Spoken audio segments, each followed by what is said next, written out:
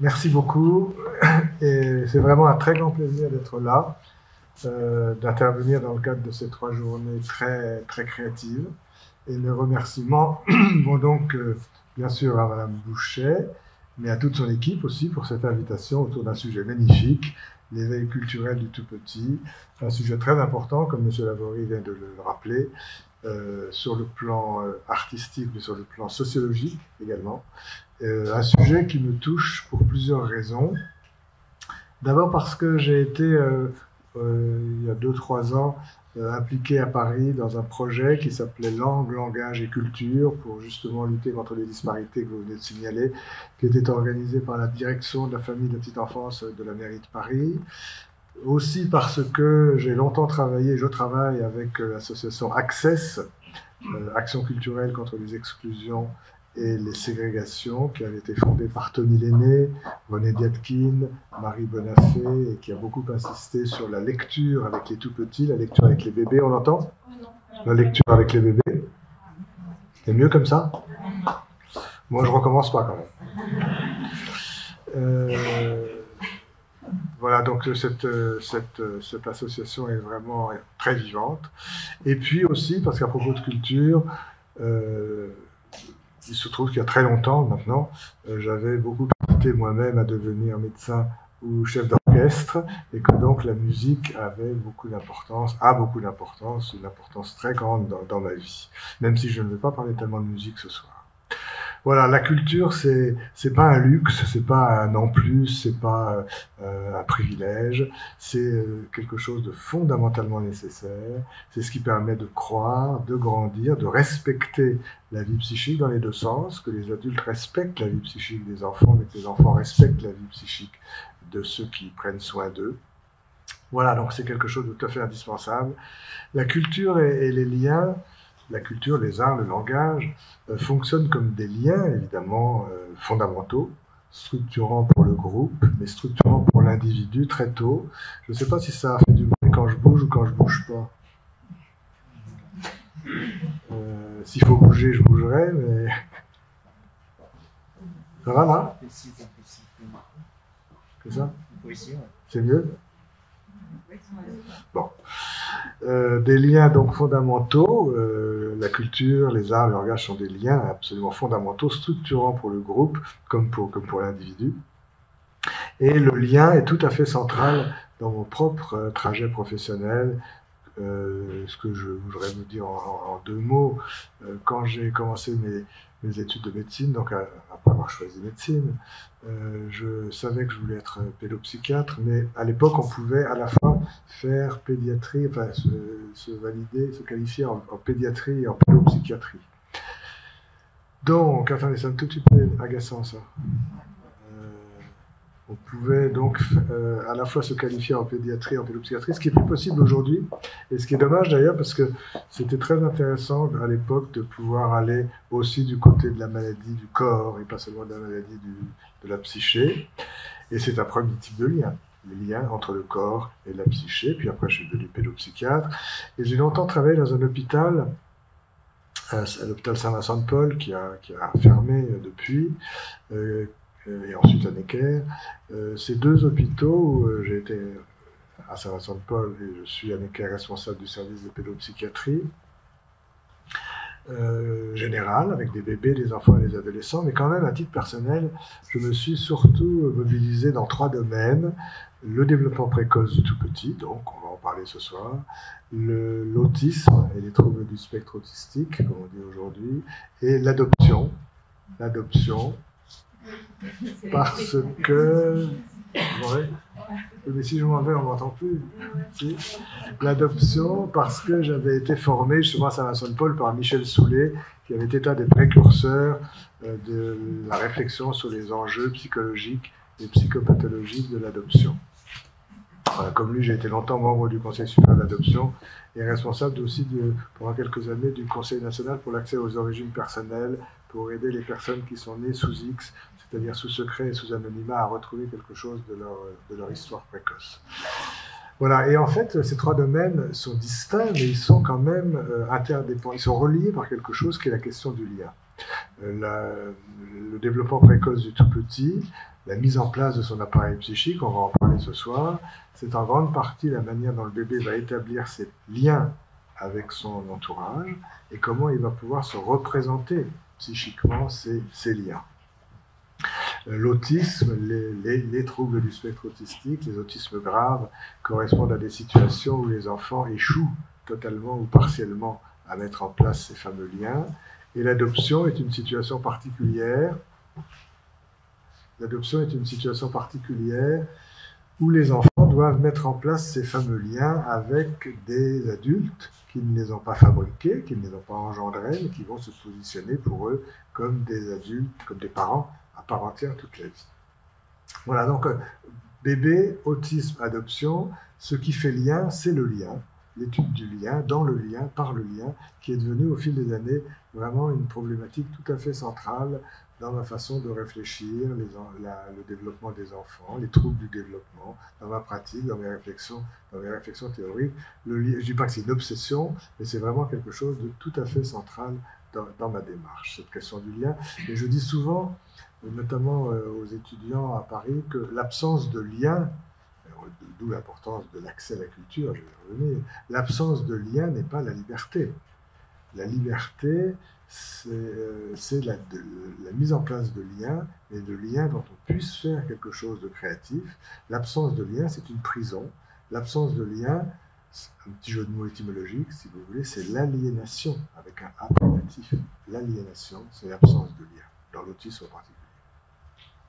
Voilà, alors encore un grand merci pour cette invitation. Surtout cette année où j'ai fondé l'Institut contemporain de l'enfance, qui est un espace pour penser le soin et le prendre soin psychique des enfants, des bébés, des enfants, des adolescents, en référence à la psychanalyse, à la psychopathologie, à la pédagogie, mais aussi avec des ouvertures sur le monde des arts et de la culture, parce que les arts et la culture, la créativité artistique a beaucoup à nous apprendre de la créativité thérapeutique, et parce que le monde des arts et de la culture est aussi un bon vecteur en diffusion du grand public, pour transmettre nos idées, nos façons de penser les choses. Et vous savez, en ce moment, on en parlait tout à l'heure avec Isabelle, c'est Isabelle, hein? Non. Virginie. Pardon? Virginie. Virginie. C'est joli aussi, Isabelle. C'est bien. On en parlait tout à l'heure avec Virginie. La pédopsychiatrie vit des périodes vraiment extrêmement difficiles. Et donc vraiment, il ne faut pas penser que ces abords-là sont secondaires. Ils sont absolument essentiels et prioritaires.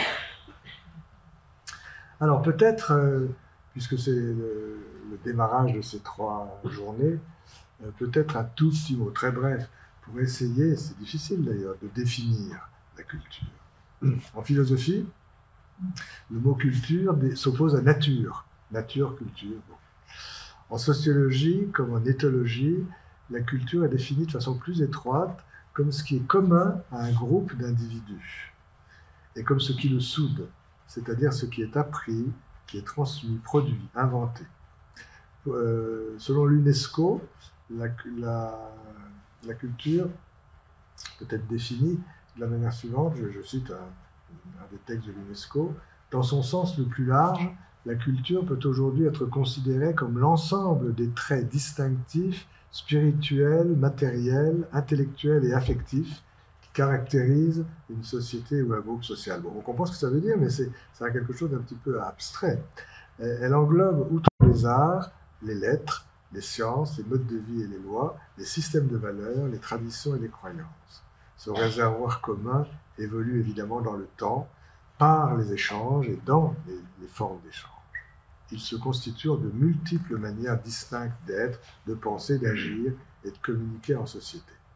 Voilà, donc il s'agit la culture permet un rapport à la nature qui ne soit pas régi seulement par les instincts ou par les pulsions, mais par la créativité, et notamment par la créativité artistique.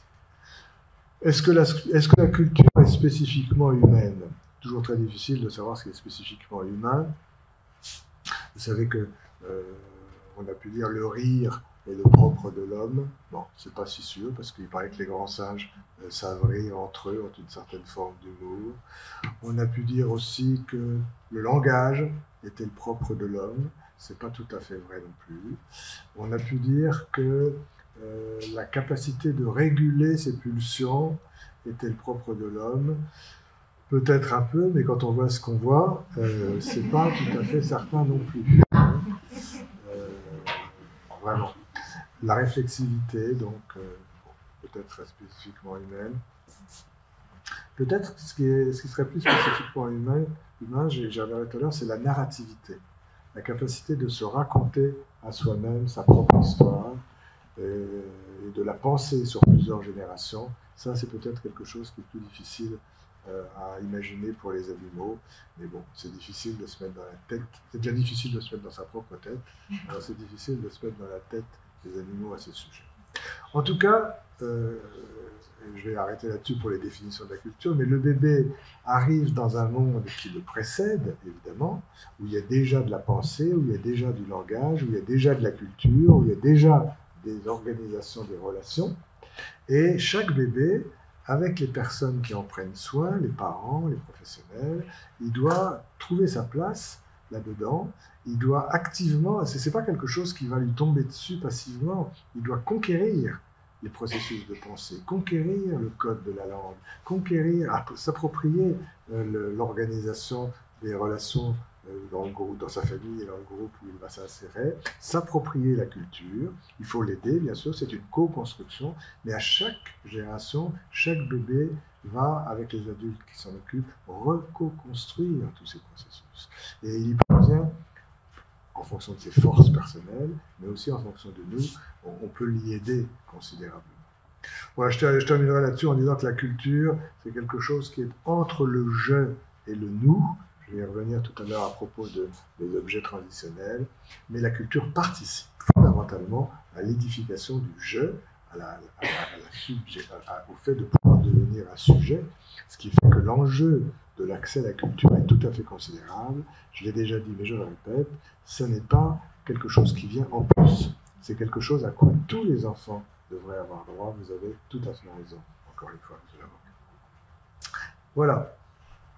Alors, pourquoi, pour comprendre comment la culture va favoriser l'accès, va permettre à l'enfant de se construire comme une personne, j'ai besoin de quelques rappels préalables sur l'accès à l'intersubjectivité pour bien faire comprendre en quoi la culture est un phénomène transitionnel. Je sais que ce soir, enfin, si je fais confiance à Madame Boucher, je fais confiance à Madame Boucher, nous sommes surtout entre professionnels.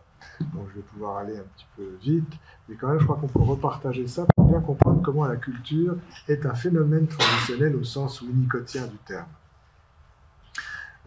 Winnicott qui a inventé, enfin qui a travaillé la question de l'objet transitionnel et notamment la question de l'ours en peluche. Et je ne peux pas m'empêcher, quand même, moi qui ne suis pas lacanien, de remarquer que là, le poids du signifiant est énorme, parce que dans Winnicott, il y a Winnie, l'ourson, et il y a Cott, le berceau. Donc en fait, Winnicott, que j'admire infiniment, il a passé sa vie entière à explorer son nom. Winnicott, l'ours du berceau, l'ours en peluche, les fonctions de l'ours en peluche. C'est magnifique. Alors on ne peut pas tous faire ça avec son nom propre, mais lui, c'est comme ça. Voilà, alors quelques rappels donc sur l'accès à l'intersubjectivité. L'intersubjectivité, c'est ce qui va permettre à un enfant de découvrir que quelqu'un d'autre que lui existe à l'extérieur. Exister, dans exister, il y a ex, donc c'est à l'extérieur. L'intersubjectivité, c'est découvrir que quelque chose d'autre que soi existe, ce qui n'est pas donné immédiatement. Et cet accès à l'intersubjectivité, pour aller vite ce soir, c'est le fruit de deux mouvements conjoints. Il y a, si je prends, si une main représente le bébé, une main représente l'adulte, vous voyez, le geste de la prière qui est quasi universel, peut-être qu'il renvoie à tout ça, justement. C'est Geneviève Hague qui pense à ce geste de la prière renvoie à ces processus très très précoces. Donc l'accès à l'intersubjectivité, découvrir que quelque chose d'autre existe au dehors, c'est le fruit de deux mouvements: creuser l'écart intersubjectif, et en même temps que se creuse cet écart, que se met en place une distance psychique entre le bébé et l'adulte, il faut que des liens se tissent entre les deux pour ne pas que cette distanciation ait la valeur d'une séparation.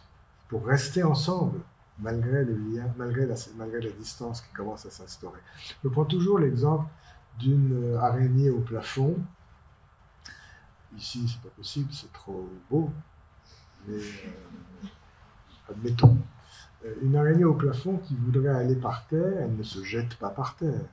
Elle tisse des fils, elle descend, et quand elle est arrivée par terre, elle est séparée du plafond qu'elle a quitté, mais elle reste reliée au plafond qu'elle a quitté, et par les fils qu'elle a elle-même sécrétés, et si elle veut, si elle doit remonter au plafond, je ne sais pas très bien faire la différence entre les besoins et les désirs des araignées, mais s'il faut qu'elle remonte au plafond, elle va remonter le long des fils qu'elle a elle-même sécrétés. Ce qui est un très bon modèle, soit dit au passage, d'une régression. Puisque la régression, c'est justement faire marche arrière par le même chemin. Voilà, donc l'exemple n'est pas absolument parfait, parce que dans l'histoire, le plafond ne fait rien. Le plafond ne fait rien. Entre bébé et adulte, les liens qui vont se tisser, qui vont s'édifier au moment de cette différenciation, ces liens vont être co-sécrétés par l'adulte et par le bébé. C'est toujours un travail de co-construction. Et c'est ces liens qui vont permettre que le bébé se détache sans s'arracher, s'éloigne sans se perdre, et qu'il n'y ait pas de violence dans la différenciation. Ce qui peut arriver dans certains cas, évidemment, pathologiques. Voilà, ce phénomène de différenciation, il est très important chez le bébé, il est très important toute la vie, parce que c'est quelque chose à préserver, à maintenir, et les adolescents s'en souviennent beaucoup. Quand un adolescent s'en va de quelque part, il dit souvent « on s'arrache ». Comme s'il se souvenait, inconsciemment sans doute, qu'à l'adolescence, il a à retravailler ce mouvement très délicat du début de la vie, où justement, il fallait qu'il se détache sans s'arracher, qu'il reste relié à l'adulte dont il est en train de se différencier. Avant l'écartement et avant les liens, vous voyez, si on essaye de se mettre dans la tête du bébé, on ne pourrait pas dire qu'il se sent tout seul. Parce que se sentir seul, c'est déjà savoir qu'un objet existe et qu'il nous manque. Avant cette différenciation, c'est pas ça. Le vécu du bébé, s'il avait des mots, je pense que ce serait plutôt se sentir tout à soi seul. Ce qui n'est pas pareil. Se sentir seul et se sentir tout à soi seul, c'est pas du tout pareil. Mais quand la différenciation a eu lieu et quand les liens se sont mis en place, alors le bébé va pouvoir repérer les objets extérieurs, et dans certains cas se sentir seul, mais c'est en référence à un objet absent ou se sentir en compagnie d'un objet présent. Je vais arrêter là-dessus, mais les fils qui doivent être tissés, les fils de l'araignée, si vous voulez, les fils préverbaux, c'est tout ce que la psychiatrie du bébé nous a appris depuis 30 ou 40 ans. Donc, je crois que, puisqu'on est entre professionnels, je ne fais que les citer, c'est l'attachement. L'attachement, c'est une forme de lien préverbal. C'est un système de communication assez élémentaire, mais malgré tout qui permet à l'enfant de réclamer la présence de l'adulte, l'accordage affectif de Stern, pour ceux qui connaissent les bébés, les phénomènes d'imitation. Quand un adulte et un bébé s'imitent, on est ensemble, en deçà des mots, dans l'imitation immédiate, l'empathie, bien sûr. S'il y a des psychomotriciennes dans la salle, le dialogue tonique, ou le dialogue tonico-émotionnel, et puis, en termes plus psychanalytiques, les identifications projectives, qui sont un mode de communication en deçà des mots. Quand on s'occupe d'un bébé tout petit avant le langage, vous savez, ça nous vient très facilement de dire « on » au bébé. On se penche vers lui et on dit « alors, qu'est-ce qui se passe? On a soif? On a faim? On a froid ?» comme si on sentait le on, c'est la mutualité, la très grande proximité, comme si l'adulte, même s'il n'est pas psychanalyste, sent que les deux psychés là, du bébé et de l'adulte sont très intriqués, et sont dans ces identifications projectives normales, sont une forme de lien. Voilà, je vous dis tout ça parce que je voudrais vous parler du langage. Le langage est un phénomène culturel, et il faut que tous ces liens se mettent à peu près correctement en place pour qu'un jour l'enfant puisse parler. Et si les enfants autistes ne parlent pas, par exemple, ça n'est pas parce que c'est pas un problème de bouche, de lèvres, de langue ou de frein de la langue. Si les enfants autistes ne parlent pas, c'est parce que pour penser à l'autre et pour parler à l'autre, encore faut-il que dans notre tête, l'autre soit vraiment un autre, suffisamment stable et précis. Et les enfants autistes n'en sont pas là. Voilà. Donc il faut que tous ces liens se mettent à peu près en place pour qu'un jour le lien, le fil de l'araignée le plus sophistiqué qui est le langage, puisse advenir, puisse apparaître. Mais le langage portera toujours la marque de cette question-là. Et moi, c'est ce qui m'intéresse, c'est ce que je trouve le langage très beau. En fait, peut-être, il ne faudrait pas dire les choses comme ça, parce que c'est ni beau ni pas beau, c'est comme ça. Mais le langage garde la marque de ce processus, parce que quand on parle à l'autre, quoi qu'on dise, c'est un constat d'écart intersubjectif. Ça veut dire qu'on s'est écarté. Même quand on dit à l'autre qu'est-ce qu'on s'entend bien, qu'est-ce qu'on se comprend bien, qu'est-ce qu'on s'aime, qu'est-ce qu'on est proche, le fait que je parle à l'autre veut dire que l'autre et moi, ça fait deux. Si c'est une évidence, altruisme, on ne peut pas, je le répète, penser à l'autre et parler à l'autre sans que d'abord sans que l'autre soit un autre, c'est-à-dire sans qu'on s'en soit un peu écarté, distancié psychiquement. Ce qui veut dire aussi que c'est la grande ambiguïté. Je ne veux pas vous rendre trop triste avant la nuit, mais c'est l'ambiguïté du je t'aime. Parce qu'on dit parfois les plus belles histoires d'amour sont muettes. En fait, les plus belles histoires d'amour fusionnelles sont muettes. Parce que dans la fusion, je ne peux ni penser à l'autre comme un autre, ni parler à l'autre comme à un autre. Et après, c'est chacun ses goûts. Moi, je trouve que les plus belles histoires d'amour sont celles qui, par moments, sont fusionnelles et donc silencieuses, puisque là, il n'y a pas d'objet auquel je peux m'adresser, et à certains moments défusionnées, ne serait-ce que pour pouvoir dire je t'aime, mais quand on dit je t'aime, on rêve de fusion, psychique ou physique, mais le fait qu'on puisse dire je t'aime signe la diffusion. Vous m'avez suivi là? Alors ça aussi, c'est ni beau ni triste. Enfin, je pense que c'est un peu triste, mais c'est ni beau ni triste, mais c'est comme ça.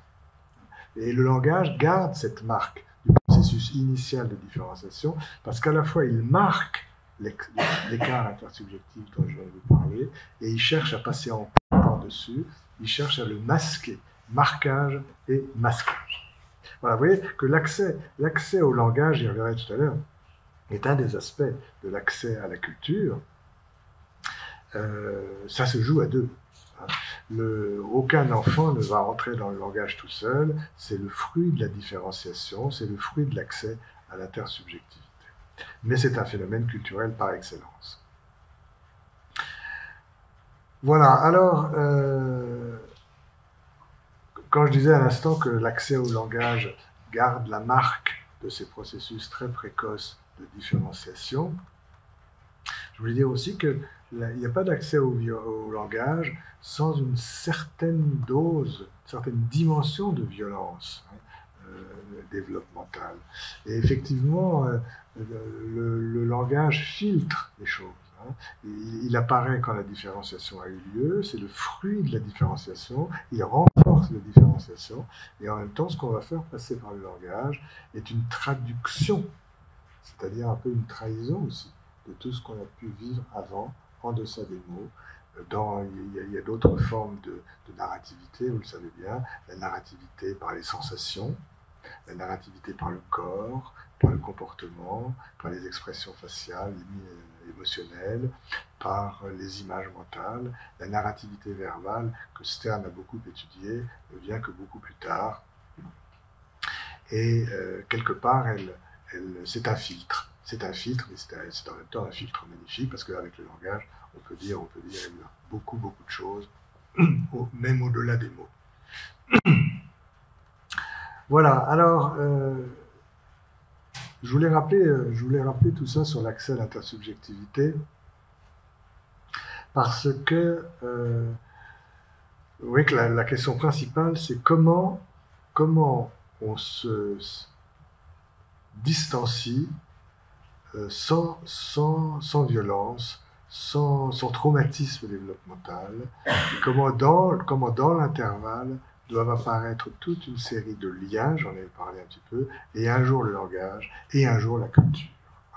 J'avais besoin de tout ça pour dire que la culture est quelque chose qui vient occuper l'interstice développemental entre le bébé et celui qui en prend soin. C'est un phénomène transitionnel. Il fait le pont. Là, je m'avance vers l'œuvre de Winnicott. Il fait le pont entre le bébé et l'autre. Un pont qui appartient aux deux. L'ours en peluche est un objet transitionnel. La culture est un phénomène transitionnel, et j'avais, l'année dernière ou il y a 2 ans, écrit dans la revue Spirale un article en disant la culture, un ours en peluche collectif. C'est quelque chose qu'on partage et qui nous permet, c'est ça qui est très, très, très intéressant, qui nous permet à la fois d'être ensemble, mais à la fois d'être chacun différent dans le lien. Je vais essayer d'expliquer ça. C'est entre le je et le nous. Justement. Le nous pur serait la confusion, le je pur serait l'individualisme, et la culture vient permettre quelque chose qui est à la fois je et à la fois nous, et ça se travaille, je prenais des exemples tout à l'heure, dans le lire, avec la lecture avec les bébés, dans le modelage, dans l'accompagnement vers certaines activités culturelles comme le cinéma. J'en dirai un petit mot tout à l'heure. J'aurais pu prendre la musique aussi, mais on ne peut pas parler de tout.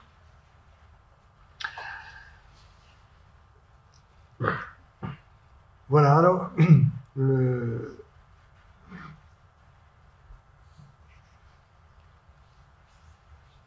encore, je vais maintenant parler de cette transitionnalité, mais encore, la culture, je voudrais aussi vous dire que la culture, c'est ni une acquisition, ni un apprentissage. Et je fais une grande différence entre les deux, que je vais essayer de vous expliquer. Les acquisitions, les premières acquisitions ne sont pas des apprentissages dans le développement des enfants. La marche ne s'apprend pas, elle s'acquiert. Bon, alors on dit parfois apprendre à marcher, mais c'est un abus de langage. La marche survient quand c'est mûr, elle vient du dedans.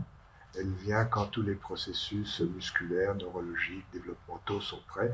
Je ne sais pas pourquoi on est si anxieux d'ailleurs que nos enfants marchent, ou si heureux quand nos enfants se mettent à marcher, parce que ça fait quand même des millions d'années que ça existe, ce truc-là, et qu'il faut des obstacles absolument considérables pour qu'un enfant ne marche pas. Des obstacles qui existent, évidemment, il y a des handicaps moteurs ou neurologiques graves, mais 99,99% des enfants se mettent à marcher, plus ou moins tôt, plus ou moins tard.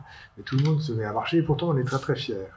Bon, c'est pas le sujet ce soir, mais peut-être qu'il faudrait qu'on s'interroge pourquoi on est si heureux qu'ils se mettent à marcher, pourquoi on a tellement pensé qu'ils n'allaient pas marcher, alors que c'est rarissime. Bon, je laisse chacun réfléchir à son ambivalence envers les bébés.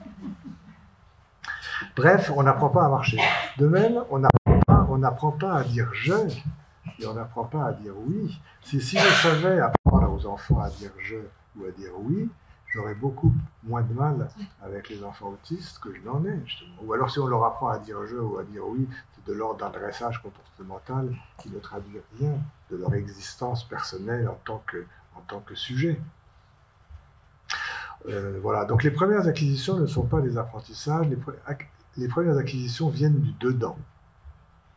C'est des processus de maturation interne, et quand c'est prêt, ça s'extériorise, et vous savez à quel point il faut respecter le rythme propre de développement des enfants. Je m'occupe d'une association qui est l'association Picler-Loxy France depuis des années. Et tous les travaux d'Émile Picler, cette grande pédagogue du XXe siècle, comme Maria Montessori. Maria Montessori s'est surtout occupée des enfants d'âge scolaire, Émile Picler s'est surtout occupé des enfants d'âge préscolaire. Enfin, l'une comme l'autre nous ont montré que les acquisitions sont beaucoup plus, psychomotrices en particulier, sont beaucoup plus harmonieuses, stables, ancrées, si on les laisse venir en leur temps. Il y a des enfants qui marchent à 10 mois, des enfants qui marchent à 12, 14, on espère qu'ils marchent avant 18 mois, mais chaque enfant a son rythme propre de développement qu'il faut respecter pour que les acquisitions soient très, très profondément ancrées. Voilà, donc les acquisitions viennent du dedans, alors que les apprentissages viennent du dehors, viennent de l'autre. Dans apprendre, il y a prendre. Donc apprendre, c'est prendre en soi quelque chose qui vient de l'autre. Alors, évidemment, ce n'est pas aussi schématique que je viens de vous le dire, mais disons que les 3 premières années de la vie, les 2 premières années, les 3 premières années de la vie, sont surtout une période d'acquisition. Et c'est le travail des éducatrices de jeunes enfants, en particulier, de mettre en place les conditions d'environnement et de sécurité qui vont permettre à l'enfant d'extérioriser ces acquisitions qui viennent du dedans. Et le temps de l'école sera surtout celui du début des apprentissages, et il vient, alors ça, de toute façon, en France aujourd'hui c'est 3 ans, mais vous savez qu'il y a eu de grands débats pour savoir quel était l'âge le plus propice à la scolarisation. La scolarisation, c'est quand même important pour ce soir, parce que c'est l'accès à un monde où la culture, le langage et un certain nombre d'activités artistiques vont être proposées à l'enfant par l'école. Voilà, et c'est Geneviève Hague, que j'ai déjà cité tout à l'heure à propos du geste universel de la prière, cette grande observatrice de bébés, cette grande thérapeute d'enfants autistes, c'est Geneviève Hague qui nous a bien montré qu'il y avait vers 2 ans et demi, ce qu'elle appelle la crise des 2 ans et demi, mais crise au sens changement d'état, pas au sens négatif du terme, une étape développementale importante, la crise des 2 ans et demi, qui est facile à repérer parce que c'est un peu, alors pour certains enfants c'est 2 ans, pour d'autres c'est 3 ans, enfin disons à peu près 2 ans et demi en moyenne. Elle est facile à repérer parce que c'est la période où apparaissent de manière à peu près conjointe le je, le oui et la capacité de l'enfant à fermer ses ronds dans les dessins. Avant, les ronds sont plus ouverts. Et ça, c'est très intéressant à repérer parce que ces 3 choses-là vont ensemble. Quand l'enfant commence à fermer ses ronds, c'est pas simplement parce qu'il est devenu plus habile sur le plan psychomoteur, c'est parce qu'avec cette nouvelle fonction graphique, il veut nous résumer quelque chose des étapes développementales qu'il a vécues auparavant, et en particulier ce qu'on appelle la mise en place des enveloppes psychiques. Et quand les ronds se ferment, c'est un bon témoin du fait que l'enfant, lui, au-dedans, se sent dans un monde bien entouré. Je vais parler d'un sentiment d'entourance, bien clos, bien en sécurité dans son individualité. Et à ce moment-là, il peut dire « je », et à ce moment-là, il peut dire « oui ». Parce que dire « oui », quand on est encore très insécure, c'est très dangereux, parce qu'on a l'impression que ce qu'on va accepter de l'autre risque de nous fragiliser et de nous rendre vulnérables, fragiles. Voilà. Alors, il y avait eu un grand colloque il y a quelques années à propos de la scolarisation précoce, et tout le monde s'était à peu près mis d'accord, avec des arguments d'ailleurs différents selon... il y avait Boris Cyrulnik du point de vue de l'attachement, il y avait Bentolila pour la linguistique, Geneviève Hague pour cette histoire plus psychanalytique. Tout le monde s'était mis d'accord pour dire que pour aller à l'école et pour entrer dans les apprentissages, il fallait que cette crise de 2 ans et demi se soit à peu près correctement résolue. Voilà, alors ça c'est pour aller à l'école et y trouver la culture que l'école va véhiculer. Mais on peut commencer l'accès à la culture avant d'aller à l'école. Parce que la culture n'est pas tout à fait un apprentissage. C'est pas non plus une acquisition. L'enfant ne va pas... C'est pas purement endogène de vouloir découvrir la culture. C'est la rencontre entre un mouvement interne et un apport de l'extérieur. Et c'est ni vraiment une acquisition, ni vraiment un apprentissage. Et je le redis, l'école apportera sa part dans la culture de l'enfant après la crise des 2 ans et demi, mais l'accès à la culture peut commencer avant la crise des 2 ans et demi. Voilà, alors, je reviens donc à la culture comme ours en peluche collectif. Un petit mot sur l'ours en peluche quand même. Vous savez qu'il est choisi par l'enfant sur des caractéristiques de surface, disons, de l'objet matériel ou de la personne qui s'occupe de l'enfant, quand il s'agit de la mère, sa douceur, sa chaleur, son odeur et sa capacité de retenir un certain nombre d'odeurs, le doudou. Je le dis tout de suite pour m'en débarrasser, certains enfants n'ont pas d'objet traditionnel, ils ne sont pas malades pour autant. Je veux dire, c'est pas à 100% cette histoire-là. Hein. Parce que quand ils n'ont pas d'objet traditionnel, ils ont d'autres petits phénomènes traditionnels, parfois plus difficiles à repérer. Ils ont pu se servir, s'organiser autrement. Enfin, un grand nombre d'enfants ont un objet de ce type-là, parfois proposé par l'adulte, mais c'est surtout choisi par l'enfant. Et donc, sur les caractéristiques de surface. L'objet traditionnel est choisi en référence à ce qu'on appelle la bidimensionnalité psychique, le collage, l'attachement, le pot à pot, le contre soi. Et cet objet, donc en particulier les autres, c'est un non-sens de mettre à la machine à laver tous les soirs le doudou. Il y a un moment où on ne peut plus éviter, mais il faut quand même savoir attendre. Parce que l'enfant, c'est très important pour l'enfant que le doudou soit porteur d'un certain nombre d'odeurs d'un jour à l'autre. C'est une mémoire aussi, une mémoire de quelque chose. Bon, il y a un seuil. Hein. Un seuil où ça devient plus tolérable. Mais bon, il faut en tout cas respecter un petit peu ça. Voilà. Et alors surtout, ce que Winnicott disait de ces objets traditionnels, c'est que pour l'enfant, il appelait ça en anglais, c'était joli, c'est sa first not me possession. C'est sa première possession non moi. C'est à lui et c'est quand même du non moi. Winnicott, il avait toujours une pensée comme ça intermédiaire. Il était ni freudien ni clanien d'ailleurs, il était indépendant, intermédiaire. Toute sa pensée comme ça dans des dialectiques très très vivantes. La first not me possession, l'ours en peluche, c'est commun à la mère et au bébé.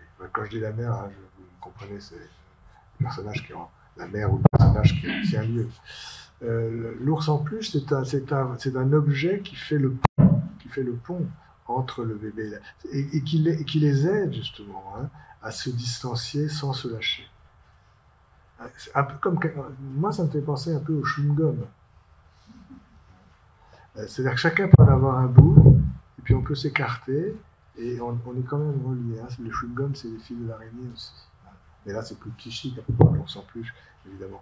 N'empêche que les adultes, vous l'avez remarqué, détestent que les enfants aiment le chewing-gum. Alors, on leur dit des tas de bêtises là-dessus. Fais attention, ne mange pas de chewing-gum, et en tout cas ne l'avale pas, ça va te coller le ventre. Aucun enfant ne sait jamais coller le ventre. C'est parfaitement fantasmatique, ça. Mais je pense que les adultes, ça les renvoie, sans qu'ils le sachent forcément, à ce moment où il a fallu trouver des moyens de s'écarter sans se lâcher. Alors, je vous ai parlé tout à l'heure des fils de l'araignée. L'ours en peluche fait partie de ces moyens-là. Il appartient aux deux. Il est mutualisé. Voilà, mais c'est un objet traditionnel. Et la culture, c'est exactement la même chose. La culture nous rassemble. Après, je vais vous le montrer avec les bébés, plus précisément. La culture nous rassemble dans quelque chose de partagé. Et en même temps, dans ce quelque chose de partagé, chacun va pouvoir, le bébé d'un côté, l'adulte de l'autre, chacun va pouvoir éprouver, ressentir que peut-être on a des pensées et des émotions différentes, même si on est dans un même bain culturel. C'est ça la magie. Donc c'est un ours en peluche collectif. Et un certain nombre d'objets transitionnels, dans ce cadre culturel, vous savez aussi, vont permettre à l'enfant de développer ce qu'on appelle son attention conjointe. l'attention conjointe. Winnicott a étudié l'ours en peluche et les cognitivistes ont étudié l'attention conjointe, les objets d'attention conjointe. En particulier, c'est Brunner qui a beaucoup utilisé ce concept, notamment dans les accès au langage. Alors, je vais peut-être en redire un petit mot, parce que c'est le modèle de Brunner, qui se joue assez spontanément, comme ça, dans les interactions avec le bébé, est un des moyens pour les adultes d'amener l'enfant vers le langage, donc vers la culture langagière. Brunner a insisté sur le fait que dans cet apprentissage, je ne sais pas, on dit apprendre à parler, mais là aussi, je ne sais pas tout à fait si c'est un apprentissage. Je crois qu'il ne peut pas y avoir d'apprentissage du langage s'il n'y a pas quelque chose qui vient de l'enfant et qui a envie de s'approprier quelque chose de la communication. C'est la rencontre là aussi entre les deux, comme la culture. Voilà, et alors Brunner a dit, dans ce chemin vers le langage, il y a des moments très intéressants où l'adulte, la mère, a le bébé sur les joues, elle est avec le bébé, elle a le bébé sur les genoux, et elle va lui montrer un objet, et elle va lui dire, avec des pitoques, les sourcils qui se lèvent, la bouche qui parle un peu plus fort, un peu des mouvements, elle va lui dire, c'est une girafe. Dans un moment interactif heureux. J'avais pas de girafe, mais voyez, non. Et Brunner a dit, voilà, le bébé et la mère vont être attentifs ensemble à cet objet que la mère désigne d'un nom, et dans une atmosphère que Brunner a appelée, il était cognitiviste, mais quand même, il était sensible aussi aux affects, et il a dit complicité contextualisante. C'est très joli ça. C'est-à-dire qu'au début, quand la mère dit au bébé, lui présente un objet et lui dit « c'est une girafe », pour le bébé, c'est une girafe seulement dans ce contexte-là. C'est-à-dire que cet objet ne porte ce nom-là que dans l'ambiance affective où la mère le lui a montré, ce qui rejoint d'ailleurs la fonction d'object presenting de Winnicott, la manière dont la mère présente les objets du monde au bébé. Et donc ça on peut l'observer, on peut le voir, tous ces moments de nomination dans un climat d'interaction heureuse. Mais Brunner a bien montré aussi que ce qu'on comprend moins bien, encore aujourd'hui, c'est que pour que le bébé comprenne un jour, intériorise un jour le fait que cet objet s'appelle girafe, même quand il n'est pas sur les genoux de la maman, il faut une complicité décontextualisante pour lui faire généraliser la nomination. Ça, c'est beaucoup plus difficile à comprendre. On ne sait pas encore très bien par où ça passe. Mais en tout cas, ce sont des petites situations tierces où il y a un objet qui est introduit par la mère, entre la mère et le bébé. C'est pas encore le père, hein. C'est la girafe. Pareil. Voilà, donc, enfin, en principe. Et la mère présente cet objet, et ils sont ensemble autour de cet objet. Elle le nomme, l'enfant intègre ce nom, mais dans ce climat affectif particulier, et ensuite, et c'est plus mystérieux, il va falloir qu'ils comprennent que cet objet porte ce même nom dans toutes les situations. Ce travail de généralisation, il est évidemment très important pour le langage et très important pour les acquisitions cognitives en général. Voilà, alors vous voyez, les enjeux de la culture sont immenses, parce que, et encore une fois, pas du tout un luxe.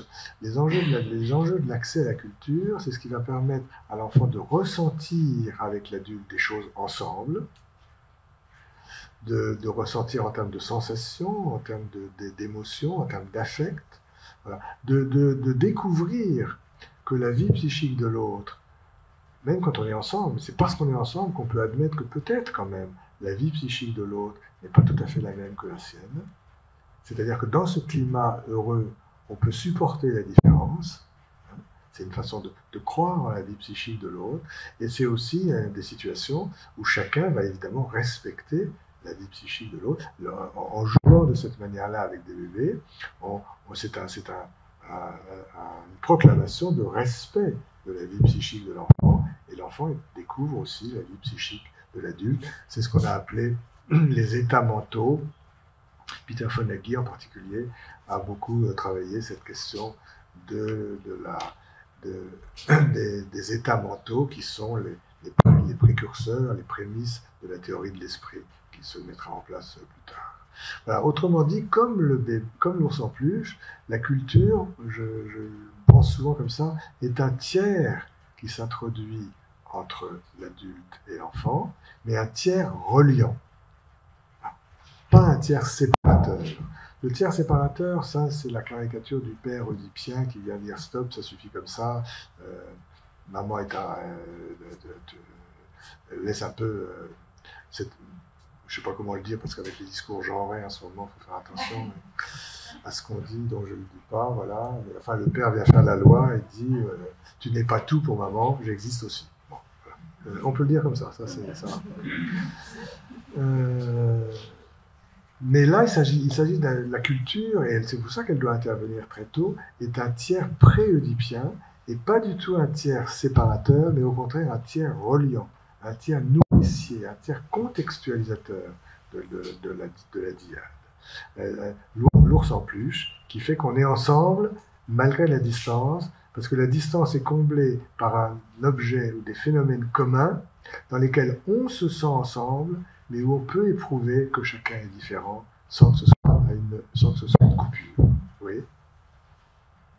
Alors je vais prendre je vais prendre 3 exemples. Je vais prendre la lecture, je vais prendre le modelage, et je vais prendre aussi quelque chose qui a fait couler un petit peu d'encre ces dernières années, l'accompagnement des enfants vers le cinéma. J'ai vu qu'il n'y avait pas ça dans le programme des journées-ci. Non, c'est vrai qu'il n'y a pas de... Il n'y a pas de cinéma, je crois. Mais c'est un peu polémique d'ailleurs, donc c'est juste pour évoquer la question.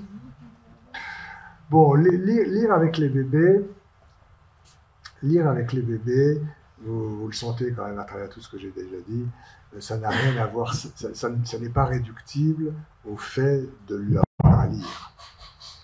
Quand on lit avec des bébés à la maternité, quasiment, il y a même des lectrices avant l'accouchement qui lisent, qui racontent et lisent des histoires avec la mère tout près du fœtus in utero.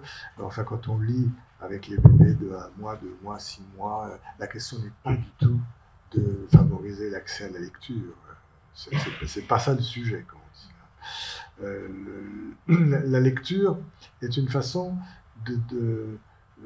d'intéresser l'enfant à la narrativité et à la question des émotions, et de participer à la mise en place de l'intersubjectivité dont je vous ai parlé tout à l'heure.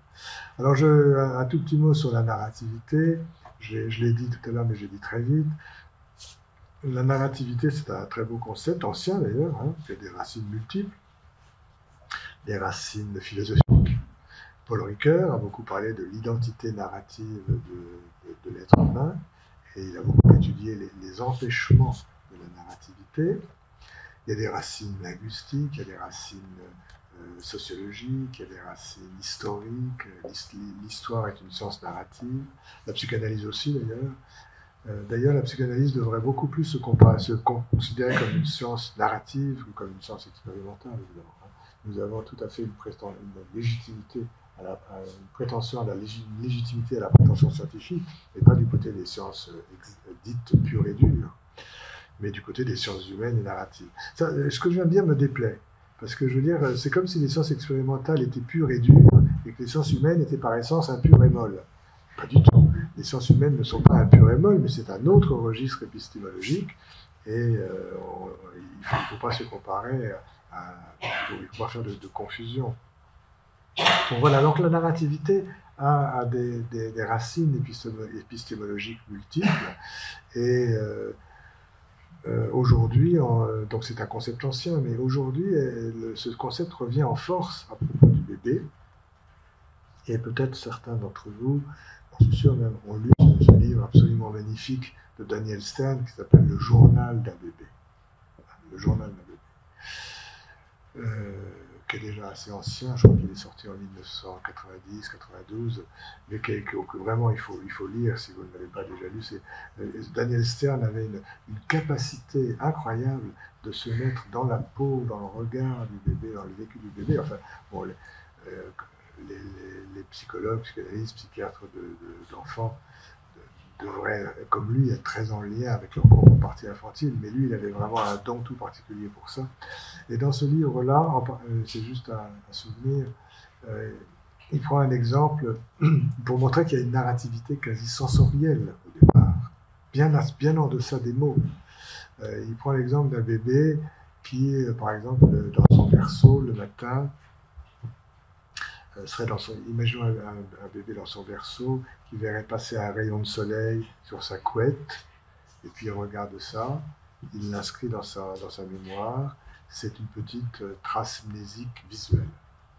À midi, on prépare le repas, il y a une odeur de cuisine peut-être, le bébé le sent, il le fixe aussi dans sa tête, c'est une petite trace olfactive par exemple. Et puis le soir, les parents rentrent du travail, les frères et sœurs peut-être rentrent de l'école, il y a des bruits, pas pareil que dans la journée, et là aussi il va tout fixer dans sa mémoire, et ce sera une petite trace auditive dans l'exemple. Et Daniel Stern dit voilà, ces trois inscriptions pourraient rester séparées. Une trace visuelle le matin, une trace olfactive à midi, une trace auditive le soir.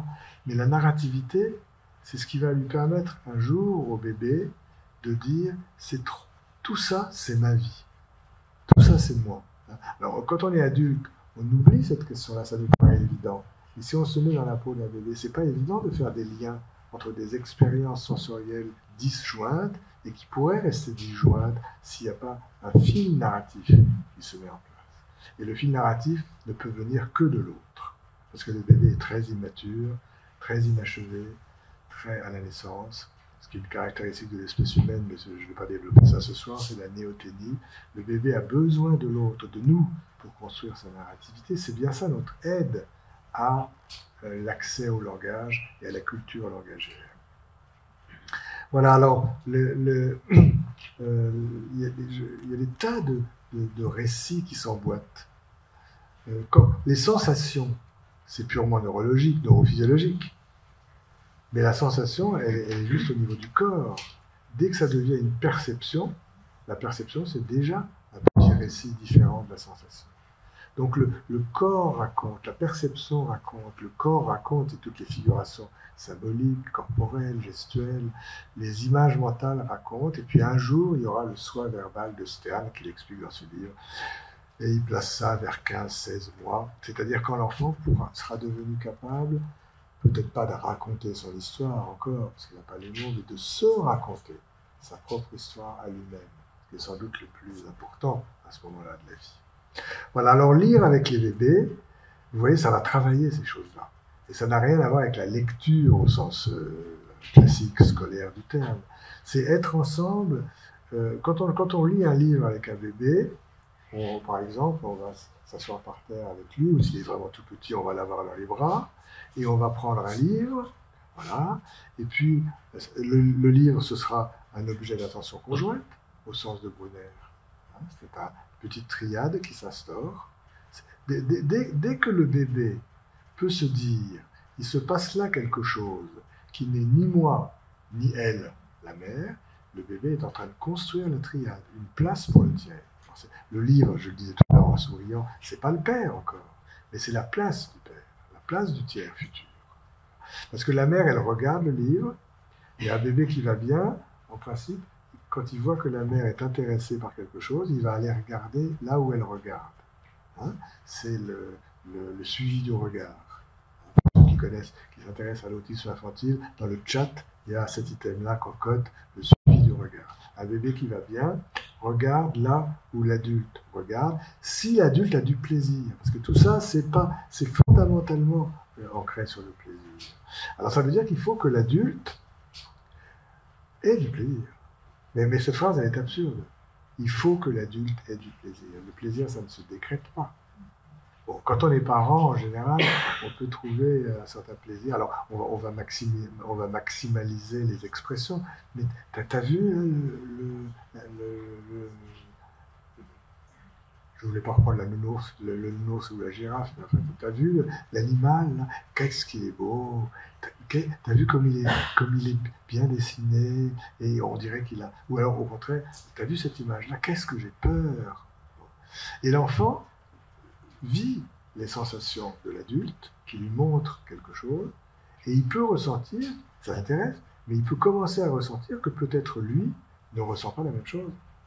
Voilà, donc lire avec un bébé, c'est être ensemble dans une émotion, dans une ambiance émotionnelle, mais pouvoir admettre tout doucement que l'émotion de l'un et l'émotion de l'autre, les états mentaux de l'un, les états mentaux de l'autre ne sont pas forcément les mêmes. Hein, ce qui est une étape énorme dans la différenciation. Voilà, alors, ce lire avec les bébés, il est absolument fondamental. René Dietkin, donc, dans le cadre des travaux de l'association Access, avait beaucoup agi, ensuite ça a été repris par Marie Bonafé, que j'ai cité dès le début de l'intervention, avait beaucoup agi pour que dans tous les lieux d'accueil des enfants, il y ait des livres à disposition, mais ça veut dire pas non plus des tonnes de livres. D'ailleurs, c'est pareil pour tous les objets, il en faut, mais ni trop ni trop peu pour que l'enfant puisse aussi faire des choix. S'il y a une accumulation, on ne peut plus rien choisir du tout. Et puis, la question, c'est pas de laisser seul le bébé avec des livres. On pourrait dire ça de tout, d'ailleurs, y compris les écrans. Enfin, moi, j'ai pas décidé de parler des écrans ce soir. Mais, ce qui compte, c'est d'être ensemble autour d'un livre, d'un objet tiers, qui fait tiers reliant, et qui va permettre, je le répéterai indéfiniment, cette différenciation douce, progressive, ménagée, où le bébé prend conscience de ses différences, mais il peut l'accepter de ne pas être comme l'autre, parce qu'il est pris dans un bain de lecture, un bain culturel qui réunit quand même, hein, l'ours en peluche collectif. Voilà, lire avec les bébés, c'est pas une aide à la lecture, c'est une aide à l'avènement du langage, une aide à l'avènement de la différenciation. Et vous vous souvenez, alors j'ai dit tout à l'heure, les adultes, les parents qui lisent avec leur enfant, enfin, en général quand ils le font, ils y trouvent du plaisir. Mais là je fais une petite parenthèse professionnelle. Pour les personnes qui travaillent dans les lieux d'accueil des enfants, les auxiliaires de crèche par exemple, il y a quelque chose d'assez paradoxal quand même, hein, parce qu'on leur dit qu'il faut qu'elles fassent leur métier, c'est en train de changer un petit peu, enfin, bon, pas très vite, qu'il faut qu'elles fassent leur métier qui n'est pas souvent très valorisé socialement, financièrement, n'en parlons pas. En France, au passage, je fais remarquer que plus on s'occupe d'enfants jeunes, moins on est payé. Alors même que tout le monde sait que c'est là que beaucoup de choses se mettent en place, mais enfin bon, c'est pas encore inscrit dans les politiques publiques. Je crois que la commission des 1000 premiers jours a fait quand même un peu du chemin pour ça. Voilà, alors on dit aux auxiliaires de crèche, dans leur formation, ben voilà, vous allez faire ceci et cela, vous allez être très mal payé. Enfin, je ne sais pas si on leur dit, mais enfin, ils le découvrent vite. Et en plus, il faut le faire avec plaisir. C'est quasiment de l'ordre d'une injonction paradoxale. Et en fait, d'où l'importance de la formation. Parce que c'est que la formation qui peut faire que quand on s'occupe d'un enfant, quels que soient les soucis qu'on a par ailleurs, financiers ou autres, ou dans sa famille, on fait un petit clivage fonctionnel, et dans l'instant où on est avec l'enfant, avec le bébé, on est vraiment que avec lui, et pas avec toute notre histoire dans la tête. Et là, on va pouvoir partager peut-être, il faut espérer d'ailleurs, un plaisir partagé dans ces activités comme la lecture ensemble. Mais vous voyez, c'est quand même compliqué. Et peut-être certains d'entre vous se souviennent d'un rapport, il y a quelques années, en 2014, le rapport Terra Nova. C'est assez intéressant par rapport à ce que vous nous avez dit tout à l'heure, d'ailleurs, de l'inégalité sociale par rapport à l'accès à la culture. Et ce rapport Terra Nova, son thème, c'était la lutte contre les inégalités commence dès la crèche, dans les crèches. Et il avait donc voulu, pour essayer, enfin, sa proposition pour lutter contre les inégalités, c'était de demander que dans les crèches, on augmente quantitativement le nombre de mots prononcés autour des enfants. Rapport Terra Nova, qui était grotesque. Parce qu'il ne suffit pas que l'enfant entende 500 mots de plus dans sa semaine pour qu'il parle mieux 6 ans après. Il n'y a pas d'apprentissage, il n'y a pas d'accès vers le langage sans plaisir partagé. Si on transforme les auxiliaires de crèche en dictionnaire opératoire, ça ne donne absolument rien. Et bon, c'est toute le mouvement parlé bambin qui s'est inspiré de ça, et dont je pense le pire. Voilà. Alors, tout ça s'intégrait dans une triple culture. Il faut faire attention à ça, parce qu'on dit l'accès à la culture pour les enfants. Mais les enfants vont se développer dans une société qui a une certaine culture vis-à-vis de l'éducation. Et en ce moment, les enfants pâtissent beaucoup de ce que j'appelle la culture de l'expertise, la culture de la rapidité et la culture du résultat. La culture de l'expertise, c'est de faire croire aux parents qu'il y a toujours quelqu'un qui sera plus expert qu'eux pour savoir ce qui est bon pour leur enfant. Ce qui est tout à fait néfaste, parce que les parents se sont disqualifiés. Et les parents d'aujourd'hui ne sont pas plus mauvais que les parents il y a 50 ou 100 ans. Et notre rôle, c'est pas ni de leur faire des critiques, ni de leur donner des conseils d'ailleurs, mais c'est de les aider à retrouver leur propre capacité parentale, et ceci dans toutes les classes socio-économiques, qu'ils se sentent qualifiés ou requalifiés.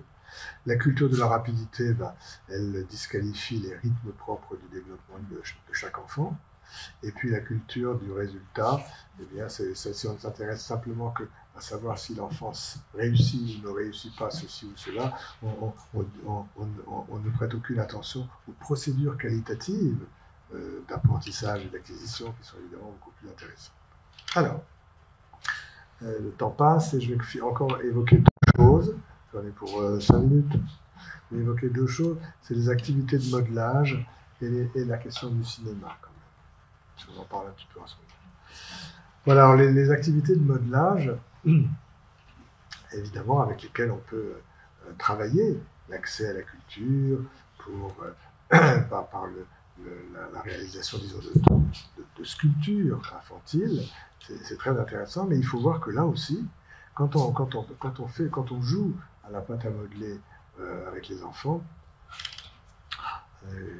ça a 1000 vertus, mais on le fait travailler quelque chose de sa différenciation, là aussi. Et comme le public est un public de professionnels, là aussi je vais pouvoir être très, très bref, mais la pâte à modeler, c'est l'exemple type de l'objet malléable. L'objet malléable, je pense que vous en avez entendu parler, c'est un concept qu'on doit à Marion Milner, qui était psychanalyste et sculptrice, pardon, qui était très intéressée donc, par les matériaux et qui a écrit certaines choses absolument superbes, des articles bien sûr, concernant l'objet malléable. C'est René Roussillon a beaucoup repris ce concept d'objet malléable dans ses travaux personnels, et elle a aussi écrit un livre magnifique qui a été traduit en français qui s'appelle Les mains du Dieu vivant. Les mains du Dieu vivant, pour parler de tout ce travail de la culture et de la matière. Voilà. Et pour elle, l'objet malléable que nous devrions être auprès des bébés, l'objet malléable, c'est une façon d'être qui permet à l'enfant de se différencier sans s'arracher, justement. Alors, j'en reviens encore toujours à ces fils de l'araignée.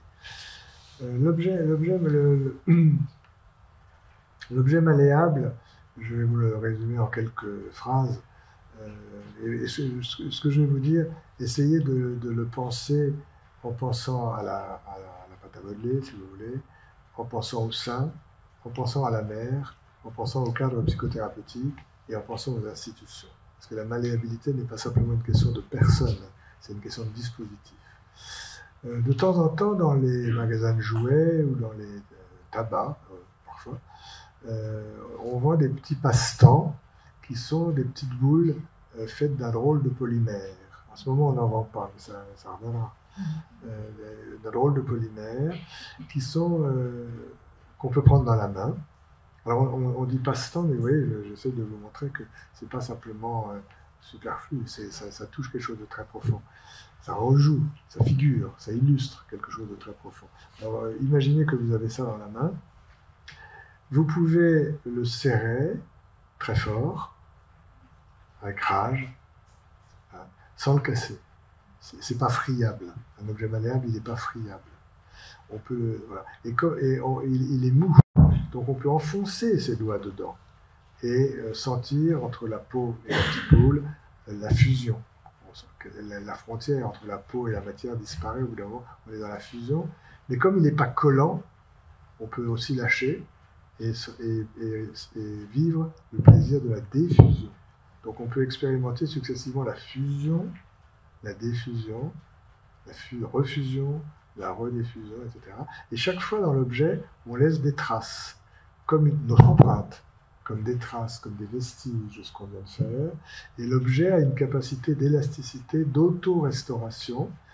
Quand on le lâche, on voit notre empreinte. C'est une image en miroir en creux de nous-mêmes.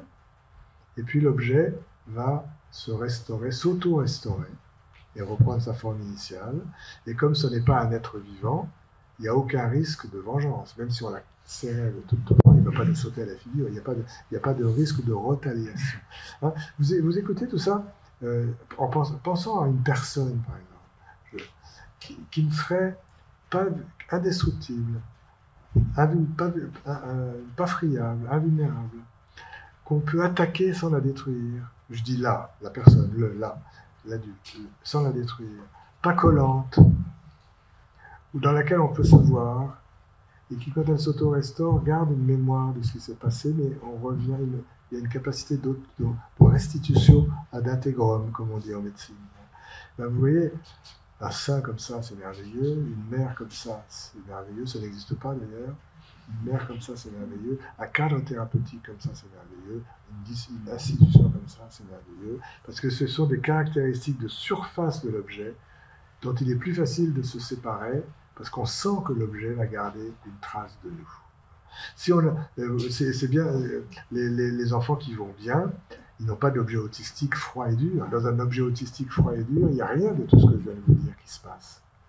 Dans un objet malléable, oui. Et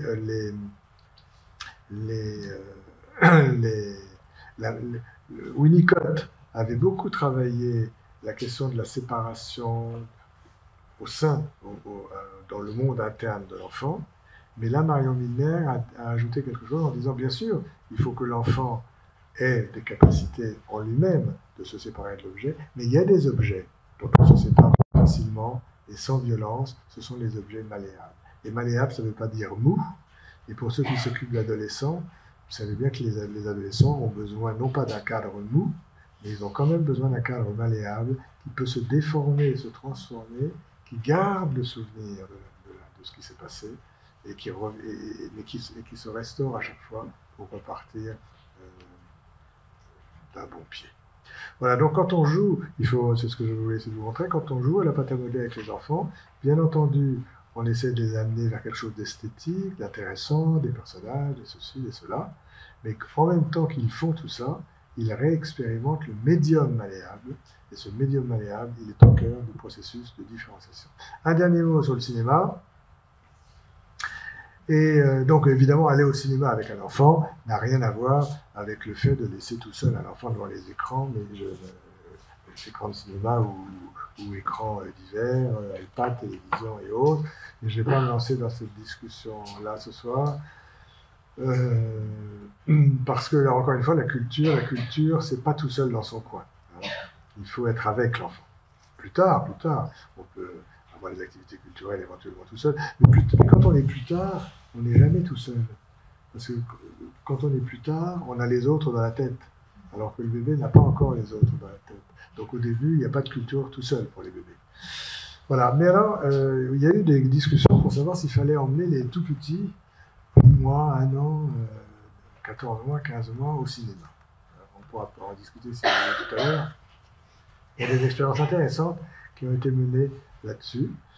Et si c'est bien fait, et si c'est pas excessif, ça peut aussi avoir un certain intérêt. Hein. Une ouverture peut-être vers la culture mais des adultes, mais c'est évidemment pas ça c'est pas ça le plus important. D'abord, aller au cinéma avec les enfants, ça veut dire y aller avec eux et s'asseoir à côté. Ça veut dire ne pas voir un film d'1 heure et demie d'affilée. C'est des petites séquences Et on rallume la lumière, parce que le noir peut faire peur aussi. On rallume la lumière et on parle, et éventuellement on tient la main de l'enfant, parce qu'on essaie de montrer qu'on vit ensemble, tout au même système des émotions, et que peut-être ces émotions à lui ne sont pas forcément tout à fait les mêmes que les nôtres. Donc ça peut l'aider à aller vers cette différenciation. Et puis surtout, dès qu'on rallume la lumière, on va mettre des mots sur ce qu'on a vu. C'est un peu comme la lecture avec les bébés, d'ailleurs un tout petit peu différé. Et la verbalisation des affects, ce qu'on a ressenti soi, qu'est-ce qu'il a ressenti lui. Voilà. Il y a des expériences, mais il faut vraiment entourer et accompagner ça très soigneusement. Sinon, je crois que quand même le cinéma très jeune, si ça tombe dans les mauvaises mains, ça peut être plus toxique qu'autre chose, mais ça peut être bien fait. Puis dans le cinéma, il y a une offre langagière aussi, avec le dialogue du film. Il faut faire très attention d'ailleurs que le son ne soit pas trop fort. Et surtout, moi je pense qu'avec les enfants au cinéma, c'est pas simplement qu'on peut, c'est qu'on doit parler pendant le film. Alors, quand les adultes parlent pendant le film, ça énerve les voisins, je suis d'accord. Mais là, si on fait un système où on va montrer un film à des enfants, je crois qu'on peut tout à fait, on doit tout à fait parler en même temps pour accompagner les images et partager des mots. Bon, cela dit, vous sentez ma prudence. Je pense qu'il ne s'agit pas d'abuser quantitativement de cela. Il y a des associations qui réfléchissent à cette question. Dans la région parisienne, il y a un atelier 93 qui a pas mal affiné les choses et qui peuvent être fructueuses. Mais encore une fois, c'est ni trop tôt, ni tout seul, ni trop tôt et surtout pas tout seul. Voilà, je vais m'arrêter là-dessus.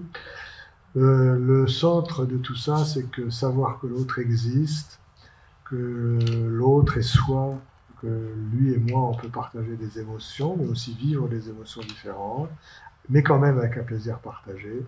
Je crois que c'est là le meilleur moyen d'accès à l'intersubjectivité et de la rencontre avec le psychisme de l'autre via la culture.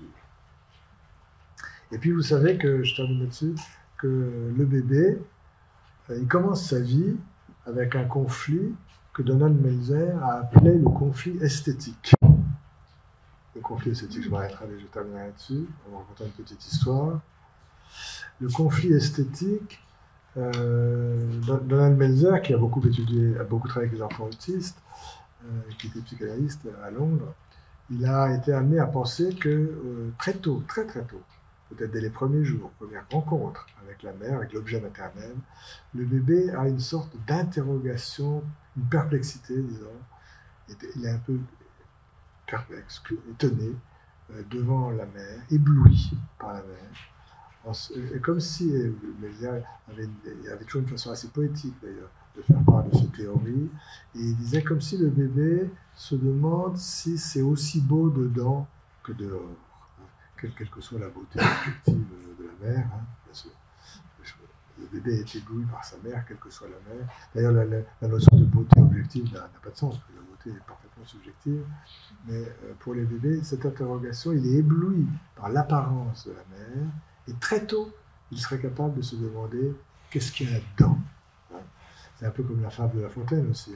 Si votre plumage égale votre ramage, l'être au-dedans et le paraître au-dehors. Et c'est une espèce de dilemme anxieux. Et pour Melzer, là j'en dis un peu plus pour les professionnels qui sont là, pour lui, il disait, c'est ça une des premières interrogations du bébé, l'éblouissement devant l'objet maternel. Et en fait, il fragmenterait l'objet, la position schizoparanoïde serait une conséquence de cette première perplexité initiale. Et en quelque sorte, il a renversé l'ordre kleinien de la position schizoparanoïde d'abord et dépressive ensuite. Lui dit non, la position schizoparanoïde est déjà une défense contre ce conflit esthétique initial. Bon, alors inutile de vous dire que lui qui était l'élève chéri de Mélanie Klein, il n'a pas été longtemps après, parce qu'elle ne supportait pas qu'on renverse l'ordre des deux phases dépressives, des deux positions dépressives et schizoparanoïdes. Voilà, alors il y a une histoire qui va pouvoir vous faire comprendre ça de manière moins abstraite et qui me servira de conclusion. C'est un court-métrage, je vous assure que je l'ai vu, mais je ne sais plus quand ni comment il s'appelle. Il existe. Un jour, je le retrouverai. C'était un court-métrage qui se passe dans un lieu étrange au début. Je vais vous raconter en 3 minutes, mais ça dure 3 minutes. C'est un court-métrage. Donc ça se passe dans un lieu étrange et au début c'est très flou et on ne voit pas très bien où on est, qu'est-ce qui se passe, est-ce qu'on est le jour, est-ce qu'on est la nuit, est-ce qu'on est à l'aube, est-ce qu'on est au crépuscule, tout ça c'est des entre-deux un petit peu comme ça.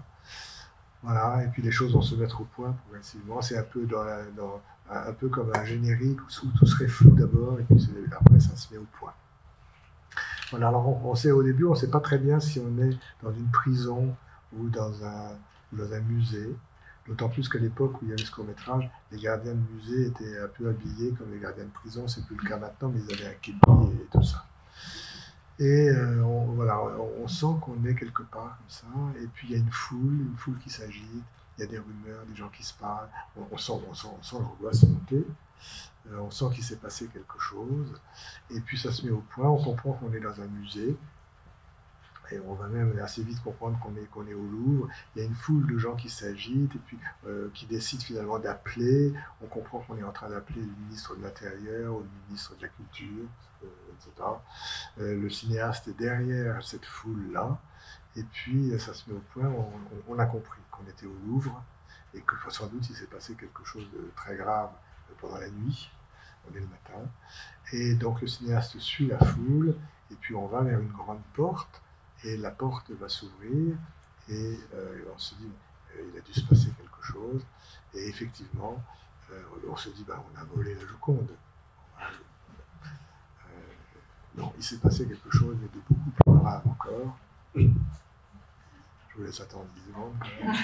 Un tout petit peu de suspense pour terminer. Et en fait, les portes s'ouvrent et on n'a pas volé la Joconde. Mais dans la nuit, la Joconde s'est retournée. C'est-à-dire que cette Joconde, qui est notre objet esthétique national, si ce n'est mondial, emblématique, finalement, il n'est pas en 2D, il est en 3D. Et c'est exactement ça la question du bébé. Est-ce que ma mère est en 2D ou est-ce que ma mère est en 3D? Est-ce qu'elle est seulement belle dehors ou est-ce qu'elle est aussi belle dedans? Je vous remercie de votre attention.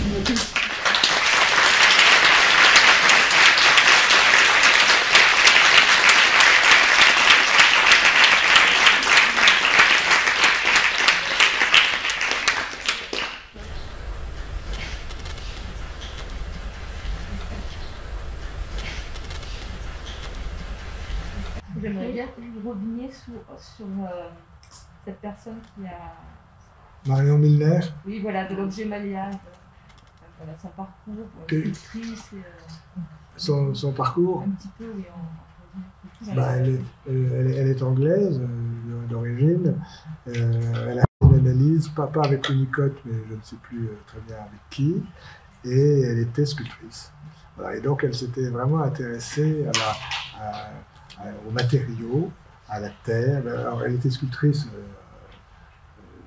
d'argile, pas sculptrice de métal, même pour faire, d'argile.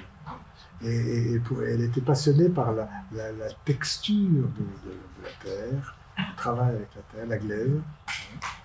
Et elle a bâti son... Il y a un article d'elle dans le journal de la psychanalyse de l'enfant, il y a 2 articles d'elle.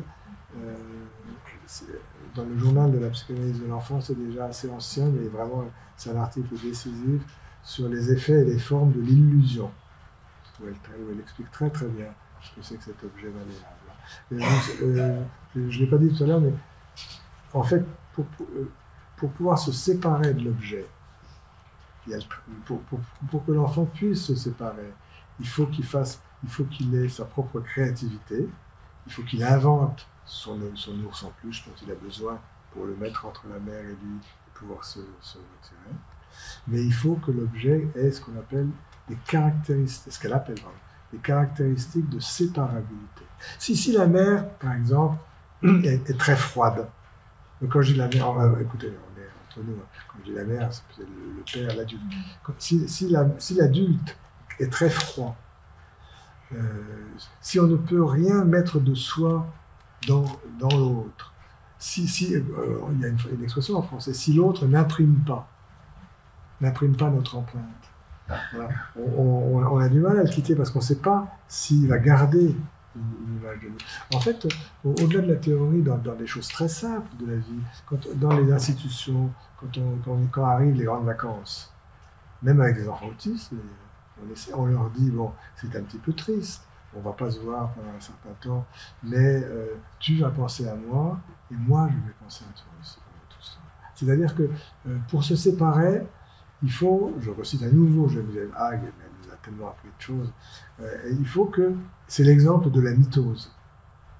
C'est-à-dire que les cellules ne peuvent se séparer que quand elle a dupliqué les chromosomes et que chaque cellule va pouvoir emmener avec soi un double de la copie.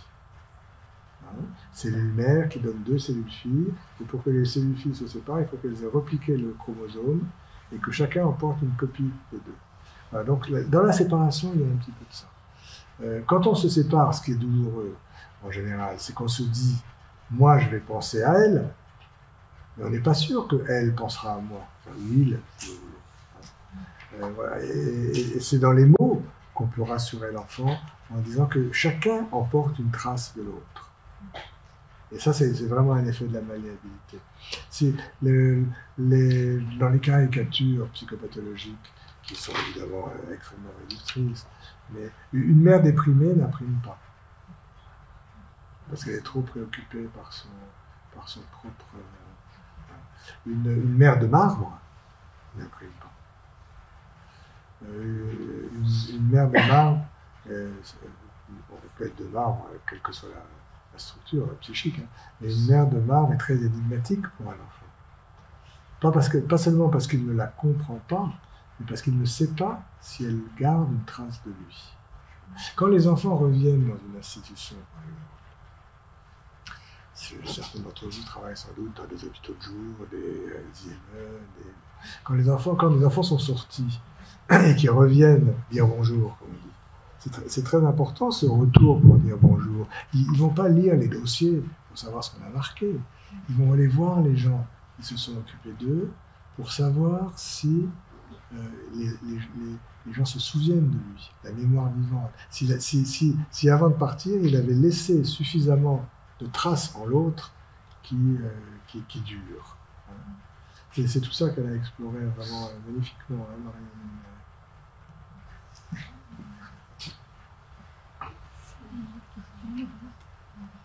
C'est juste le nom de famille de cette Marion, j'ai pas compris. C'est Marion comment? Milner, M-I-L, N comme maman, oui. I-L-N-E-R. Milner. Et l'article dont je parlais s'appelle Effets et formes de l'illusion, et il y a un sous-titre, c'est l'émergence ou la naissance du symbole. Merci beaucoup. Nous intervenons au domicile des familles qui présentent des difficultés, alors justement en parlant de la culture, à transmettre, ne serait-ce que par la lecture, le jeu envers leurs enfants. Et on se retrouve en difficulté parce que finalement ces adultes-là, ces parents, manquent de connaissances, de transmission qu'ils n'ont pas forcément eu étant plus jeunes et ont du mal à le transmettre auprès de leurs enfants également. Oui, mais... Et c'est difficile pour nous, professionnels, de pouvoir transmettre, on montre, on démontre, on fait avec, etc. Mais c'est difficile de montrer à ces parents-là et qu'ils adhèrent aussi à se rendre compte que c'est quand même plus bénéfique de partager une lecture ou un jeu que plutôt de se mettre devant l'écran. Je vais vous répondre deux choses. D'abord, il faut vraiment essayer d'entendre tout ce que je vous ai dit dans une acception très large de la culture. La culture, c'est pas simplement le dessin, la peinture à l'huile et la musique. La musique organisée. La culture, c'est tout ce qu'on peut transmettre, qui n'est pas génétique, mais qui est le produit d'une histoire d'un groupe. Alors ça comprend les chansons d'enfants. Quand les parents qui n'ont aucune formation culturelle au sens classique du terme chantent une chanson avec leur enfant, la chanson de leur enfance à eux, de leur pays à eux, s'ils sont migrants, c'est une transmission de culture, absolument. Et il faut soutenir ça. Je travaille beaucoup avec Marie-Rose Moreau, qui a dans la région, enfin en Île-de-France, vers Bobigny, 93, etc., a développé une expérience extrêmement intéressante où des parents de familles migrantes qui n'ont peut-être pas une culture au sens traditionnel du terme très développée, mais qui sont porteurs de toute une série de récits, d'histoires, de chansons, viennent en classe raconter ces choses-là à toute la classe et à leurs enfants, évidemment, aussi chez eux. Voilà, donc, culture, c'est au sens très large. Et puis, la deuxième chose que je vais vous raconter, je l'avais vu aussi, parce que je travaille très souvent avec l'Amérique latine, et en Argentine, j'avais été travailler avec une association qui travaillait dans des milieux extrêmement pauvres, enfin vraiment pauvres de chez pauvres. Et vous avez quand même mis en place une crèche avec des parents qui étaient dans la possibilité absolue de payer. Et la seule chose qui était demandée aux parents, bon, il y avait une organisation, c'est une organisation non gouvernementale, bon, il y avait des crédits qui venaient par ailleurs, mais la seule chose qui était demandée aux parents, qui mettaient leur enfant là, c'était pas forcément d'être là régulièrement, mais de venir une fois par semaine jouer avec les enfants dans la crèche. Et on a vu des capacités créatives se révéler incroyables. Et ça peut être avec faire la cuisine, je ne vais pas parler de ça non plus. Faire la cuisine, c'est une transmission de culture. On ne fait pas la cuisine pareil dans tous les pays. Donc c'est tout ce qui se transmet qui a été produit par une culture et une histoire. Voilà, donc c'est vraiment, il faut faire très attention ce qu'on appelle le contre-transfert culturel et de ne pas être auto-centré. Aider les parents qui n'ont pas de culture traditionnelle à transmettre quelque chose de l'ordre culturel, c'est d'autres aspects, mais tout aussi importants. Il y a peut-être le faire ensemble aussi. Enfin, c'est-à-dire que... Oui, c'est ça, ouais. Que... On va faire ensemble, on va montrer, il y a tout le savoir-faire. Pas montrer, mais peut-être, par exemple, chanter une cantine, dans un groupe d'enfants, on chante autant. Oui, mais d'accord, je comprends bien ce que vous voulez dire, mais en même temps, je ne suis pas sûr qu'il s'agisse tellement de montrer. Non, il s'agit de rendre de mettre les personnes en capacité d'exprimer ce qui vient d'eux. Et s'adresser à l'enfant, enfin l'enfant qui est dans le parent, finalement. C'est ça, parce que bon, évidemment, critiquer est hors de question, mais même montrer, ça veut dire donner des conseils. Et vous connaissez cette phrase, je m'en sers toujours, d'Oscar Wilde, qui dit « Donner des conseils est une mauvaise chose, en donner des bons est une catastrophe. » Parce que même si le conseil est formidable, implicitement, ça veut dire que les gens qui le reçoivent en avaient besoin. Donc on les disqualifie en donnant des conseils. Et la question n'est pas de montrer. Alors, en tout cas, où on peut montrer sans montrer. C'est-à-dire que vous êtes d'une certaine culture, si vous chantez quelque chose avec l'enfant, vous allez chanter dans ce qui vous correspond. Mais la mère aura à trouver, à extérioriser ce qui vient d'elle. Elle n'a pas besoin de nous pour savoir faire, mais elle a besoin de nous pour oser faire. C'est pas pareil. Hein.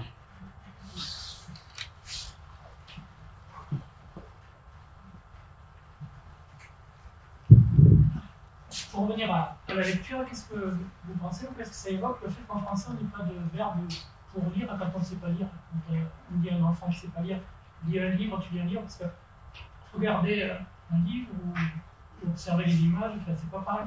Donc pourquoi dans beaucoup de langues on n'a pas de verbe pour lire ou explorer un livre quand on ne sait pas lire? Oui, c'est vrai que l'association dont je vous ai parlé, elle s'appelle Lire avec les bébés. Et pourtant, il ne s'agit pas de lecture, c'est ça que vous voulez dire. C'est ça. Ouais. Bah, ça montre qu'on n'a pas vu le coup venir. Hein. En français, je ne sais pas. En fait, c'est vrai que c'est pas lire, c'est être ensemble autour d'un livre, un objet livre. D'ailleurs, par exemple, vous savez, il y a des livres qui ont été faits pour les bébés, des livres mous. En tissu. Je ne sais pas ce que vous en pensez, mais ça ne les intéresse pas beaucoup, les enfants. Parce qu'en fait, indépendamment des mots, même dans le livre, il y a une structure qui les intéresse beaucoup. C'est qu'un livre, c'est un mélange de dur et de mou. C'est dur la tranche, et c'est mou les pages. Jouer avec un livre, c'est aussi jouer avec les consistances de la reliure et des pages molles. Et vous avez tout à fait raison.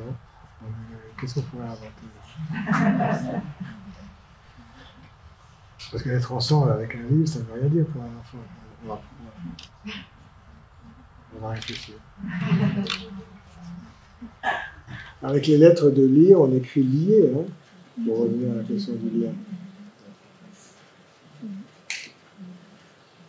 Est-ce qu'il y a un âge après lequel ces apprentissages ne sont plus possibles? Je pensais notamment aux lectures que j'ai pu faire, tout le monde a faites, je pense, sur les enfants sauvages. S'ils n'ont pas eu ça au début, est-ce qu'il est capable de rattraper le tout après? Moi, je le crois très profondément. L'enfant sauvage, c'est vraiment un cas extrême. Hein, la plupart des biologistes sont assez d'accord pour dire que ce que vous dites, ça sous-entend le concept de période critique. Tel apprentissage doit se faire, et sinon c'est trop tard. Ça semble beaucoup plus vrai pour les autres mammifères que pour nous. Peut-être ça reste encore à vraiment démontrer scientifiquement, mais il y a, semble-t-il, moins de périodes critiques chez nous que dans d'autres espèces. Et quand je vois ce qui se passe avec les enfants autistes, à un moment on a dit s'ils ne parlent pas à 5 ans, ils ne parleront jamais. Aujourd'hui, on sait parfaitement que c'est faux. Parce qu'il y a des enfants qui n'ont jamais, autistes qui n'ont jamais parlé, qui vont se mettre à parler à 9 ou 10 ans, mais ils n'entrent pas dans le langage de la même manière que les enfants habituels. Parce qu'en fait, avant de parler à haute voix, si je peux dire, probablement ils ont construit un langage intérieur qui ne peut s'extérioriser que quand il est à peu près mûr. Alors que les autres enfants vont extérioriser les choses et travailler par essai-erreur. L'enfant autiste est comme s'il ne sortait quelque chose que quand c'est parfait. Ce qui est évidemment un obstacle. Mais moi, je ne le sens pas vraiment, cette question. Et puis, en plus, dans mon travail, ça n'est pas utile, parce qu'il faut y croire toujours.